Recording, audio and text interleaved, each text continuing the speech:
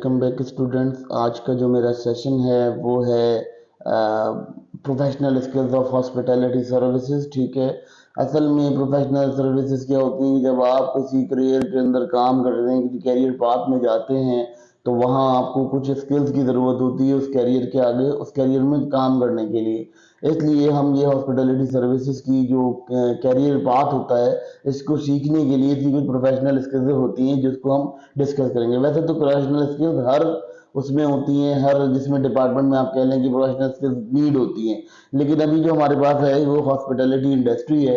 Hospitality industry के अंदर जो स्किल्स होती हैं वो कुछ यूँ होती हैं कि कस्टमर सर्विस होती है, कम्युनिकेशन होती है, प्रॉब्लम सॉल्विंग होती है, अडेप्टेबिलिटी होती है, अटेंशन टू डील होती है, इसके अलावा टाइम मैनेजमेंट होती है, टीम वर्क होता है। ठीक है, टीम वर्क के बाद आपके पास जो है वो मल्टीलिंगुअल होते हैं आप, और लैंग्वेज के ऊपर आपका जो है लोकल लैंग्वेज के ऊपर आपका डील होना चाहिए। कस्टमर सर्विस, सबसे पहली चीज बता दूं कि कस्टमर सर्विस क्या होती है। कस्टमर सर्विस जो है वो कम्युनिकेशन होती है जो कि आप अपने स्टाफ से करते हैं। ये आपकी इंटरपर्सनल स्किल्स होती हैं, यानी आप अपने जहनी सलाहियत से जो कस्टमर को आप एंगेज कर सकें, ये आपकी कस्टमर सर्विसेज होती हैं। ये बहुत इंपॉर्टेंट होती है कि गेस्ट को आप जो है वो सुकून प्रोवाइड कर सकें और आप उसके लिए उसके अकॉर्डिंग काम कर सकें, जो जिस अकॉर्डिंग वो काम करना चाहता है उस अकॉर्डिंग आप उसका काम कर सकें। सेकंड सर्विस है कम्युनिकेशन। कम्युनिकेशन बहुत अच्छी, बहुत स्ट्रांग स्किल होनी चाहिए आपकी कम्युनिकेशन में, क्योंकि जब आप गेस्ट से कम्युनिकेट कर रहे होते हो, तो चाहे वो आपकी बॉडी लैंग्वेज हो या आपका फेस वैल्यू हो या आपका वो बॉडी पोस्चर हो, वो तमाम चीज़ों को नोट कर रहा होता है गेस्ट। इसलिए आपको हमेशा गेस्ट के साथ कम्युनिकेशन बहुत नॉर्मल रखनी होती है, बहुत ज़्यादा रिला रखनी होती है, बहुत ज़्यादा रूड भी नहीं होना होता और बहुत ज़्यादा नरम भी नहीं होना होता। इस वजह से आपकी जो कम्युनिकेशन होती है वो बहुत बैलेंस्ड फॉर्म में होती है और गेस्ट वही कर सकता है जो उसको अलाउ होता है। जी। उसके बाद प्रॉब्लम सॉल्विंग होता है। प्रॉब्लम सॉल्विंग क्या होता है कि प्रॉब्लम सॉल्विंग, आपने जो किसी भी चीज़ है, कोई भी पतला है, वो गेस्ट की प्रॉब्लम को सॉल्व करने का आपके पास एबिलिटी होनी चाहिए कि आप उसकी प्रॉब्लम को सॉल्व कर सकें।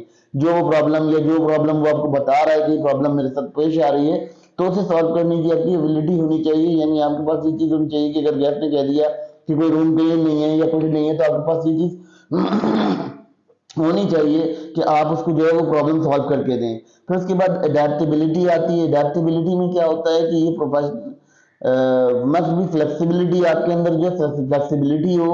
अगर कोई बुढ़ा गेस्ट आया हुआ है, कोई जवान गेस्ट आया हुआ है, तो उसके अकॉर्डिंग आप उसको फ्लक्चुएट कर सकें, अपनी जो मेंटल हेल्थ होती है उसको आप फ्लक्चुएट कर सकें। अगर आप किसी लड़के से बात कर रहे हैं तो उससे उस तरह से बात करें, अगर आप किसी जो है उससे बात कर रहे हैं, क्या नाम है, किसी बुजुर्ग से बात कर रहे हैं, तो उससे बात करें। बेसिकली ये क्या है, ये बैलेंस फॉर्म में आपसे डिस्कशन मांग रहा होता है। उसके बाद अटेंशन टू डिटेल, यानी अगर कोई गेस्ट आपसे जो है प्रिसाइज नॉलेज मांग रहा होता है, तो आपके पास लाजमी तौर पर ये नॉलेज होनी चाहिए कि आप उसे बता सकें कि जी यहाँ पर क्या फैसिलिटीज हैं, क्या रूम्स हैं।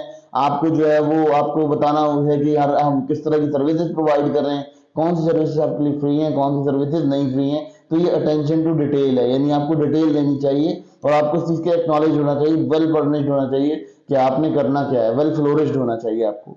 उसके बाद आती है time management. Time management is most important की, और बहुत इंपॉर्टेंट की है ये तो हॉस्पिटलिटी सर्विस की। इसके बगैर जो है ये टाइम मैनेजमेंट नहीं होती, क्योंकि सर्विस इंडस्ट्री है तो उसकी सर्विस प्रोड्यूस भी वही हो रही है और कंज्यूम भी वही हो रही है। तो उसमें टाइम मैनेजमेंट बहुत इंपॉर्टेंट काम करता है कि जैसे आपका जो गेस्ट है उसके आने से पहले के सारे इंतजाम आपकी कंप्लीट होने चाहिए, और जब वो आ जाए तो उसको टाइम लिमिटेशन के अंदर होना चाहिए। जैसे आपने अक्सर देखा होगा कि जी रेस्टोरेंट्स के बाहर जो है वो लाइन लगी हुई होती है, तो इस तरह की लाइन नहीं लगनी चाहिए। ये टाइम मैनेजमेंट होता है। फिर टीम वर्क आ जाता है। टीम वर्क में क्या होता है, टीम वर्क जो है वो आपका जो इंटरनल आपके कस्टमर्स होते हैं, यानी आपका जो स्टाफ होता है उसको हम इंटरनल कस्टमर कहते हैं, उनसे आपका जो रिलेशनशिप होता है वो रिलेशनशिप आपका टीम वर्क कंडीशन होती है। यानी आपका जो लीडरशिप का होल्डिंग होती है अपने स्टाफ के ऊपर, अपने अपने उसके ऊपर, तो वो आपकी एक्सपर्टाइज जो है वो टीम वर्क के अंदर होती है कि आप किस तरह से अपने स्टाफ को डील करते हैं या किस तरह से आप उनको जो है अपनी सर्विस डिलीवर करते हैं और क्या उनसे डिस्कशन रखते हैं। फिर मल्टीलिंगुअल स्किल आ जाती है।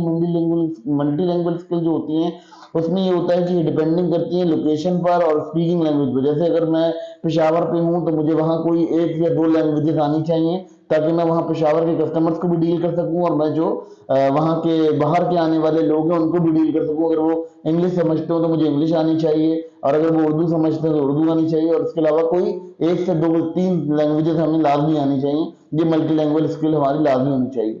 फिर उसके बाद हमें क्या है, हमें नॉलेज होती है लोकल कल्चर की, कि हमारा लोकल कल्चर जो है उसमें हम किस तरह से अपने आप को सरवाइव कर सकते हैं, किस तरह से हम उस लोकल कल्चर के अंदर मूव कर सकते हैं। ठीक है। लोकल कल्चर यानी आपके जो इर्द गिर्द की जो सैर तफरी की जगहें हैं उनके बारे में आपको पता हो, और आपको पता हो कि यहाँ का क्या रवाज है, उस रवाज के हिसाब से आप गेस्ट को जो है, अगर उसकी रिक्वायरमेंट हो, वो मांगे कि यहाँ क्या होता है, तो आप उसको दे सकें। फिर उसके बाद आपका टेक्निकल प्रोफिशिएंसी, यानी आपके पास टेक्निकल प्रोफिशिएंसी होनी चाहिए, आप बहुत फेमिलियर होने चाहिए हो अपनी जो मशीनरी है, जो स्टाफ मशीनरी है, ये जो स्टाफ यूज कर रहा है उसके जो है ना, आप बहुत अच्छे से जो है प्रोफिशिएंसी हो। उसके अलावा जो आपकी रिजर्वेशन है, ऑनलाइन रिजर्वेशन हो गई, ऐसा होना चाहिए कि सिस्टम आपका बिल्कुल एक्यूरेट होना चाहिए, कि अगर वो ऑनलाइन होगी तो ऐसा ना हो कि आपने यहाँ वहां पे रिजर्वेशन हो गई और यहाँ गेस्ट पहुंचा तो रिजर्वेशन नहीं थी, तो उसको जो है वो प्रॉब्लम हुई। इस तरह की प्रॉब्लम जो है वो आपको बहुत ज्यादा प्रॉब्लम क्रिएट करती है। चाहे कंफ्लिक्ट रिजॉल्विंग क्या होता है, कंफ्लिक्ट रिजॉल्विंग ऐसे होता है जैसे कोई गेस्ट के दरमियान कोई कंफ्लिक्ट हो गया, कोई दो लोगों के दरमियान लड़ाई हो गई, कोई बहस हो गई, क्योंकि सीधी बात है गेस्ट होते हैं, तो आपके पास उनका ये एबिलिटी होनी चाहिए कि आप उसे रिजॉल्व करवा सकें, उसकी आपके पास ये एबिलिटी होनी चाहिए कि आप उसे हैंडल कर सकें, या आप उसको किसी तरह से उस डिस्प्यूट को ऐसी सिचुएशन में ले आए कि जिससे वो आसानी से हल हो जाए, उसको हल करने में आसानी हो जाए। फिर हमारे पास आ जाती है सेल्स एंड अपसेलिंग और प्रमोशन। अच्छा जी, सेल्स एंड अपसेलिंग और प्रमोशन में क्या है, आपकी सीधी बात है जो आपकी ऑर्गेनाइजेशन है उसकी सेल्स बढ़ानी होती है, और उसके अंदर अपसेलिंग आपको लेकर आनी होती है, तो उसके लिए आप गुड सर्विसेज प्रोवाइड करोगे तो ऑटोमेटिकली आपकी ये चीज बूस्ट कर जाएगी। और जो सर्विसेज आपकी जब आपकी अच्छी होंगी तो एडिशनल सर्विसेज ऑटोमेटिक, जब एनिमिटीज वगैरह आपकी बेहतर होंगी तो ऑलमोस्ट आपकी अपसेलिंग इंक्रीज हो जाएगी। ये वो स्किल्स हैं जिससे हॉस्पिटैलिटी सर्विस जो है डिपेंड करती है, और उसके अलावा अगर आपके पास ये स्किल्स नहीं होती तो आप एक अच्छा करियर नहीं रख सकते इसके अंदर। इस हॉस्पिटैलिटी फील्ड के अंदर आपको करियर रखने के लिए लाजमी तौर पर आपको इस स्किल्स के जो है वो मुतरादिफ होना चाहिए, आपको ये स्किल्स आनी चाहिए, क्योंकि इस स्किल्स के बगैर आपका जो हॉस्पिटैलिटी सर्विस है, वो हॉस्पिटैलिटी सर्विस जो है वो इनटेक नहीं होती। ये सर्विसेज लाजमी आपके पास